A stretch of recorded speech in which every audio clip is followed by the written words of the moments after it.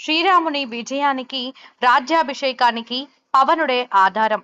నారా చంద్రబాబు 46 సంవత్సరాల రాజకీయ అనుభవానికి, 53 రోజుల జైలు జీవితానికి స్వస్తి పలికే క్రమంలో పవనుడే ఆధారం. మనం నిప్పు అనుకుంటే అది నివురుగప్పిన నిప్పు అయ్యి బూడిదగానే మిగిలిపోతుంటే, పవనం తోడై దుర్మార్గాన్ని దహించే అగ్ని నేత్రమయ్యింది.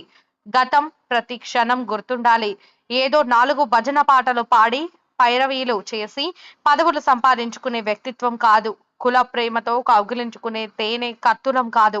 వ్యాపారం కోసమే రాజకీయాల్లోకి వచ్చే వ్యక్తులు ఉన్న ఈ రాష్ట్రంలో జీవితాన్ని ప్రజలకు అంకితం చేసి రాజకీయ ప్రక్షాళన చేసే పవన్ కళ్యాణ్ గారిని అభిమానించే ప్రతి ఒక్కరికి ధర్మచక్రం సినిమా అంకితం.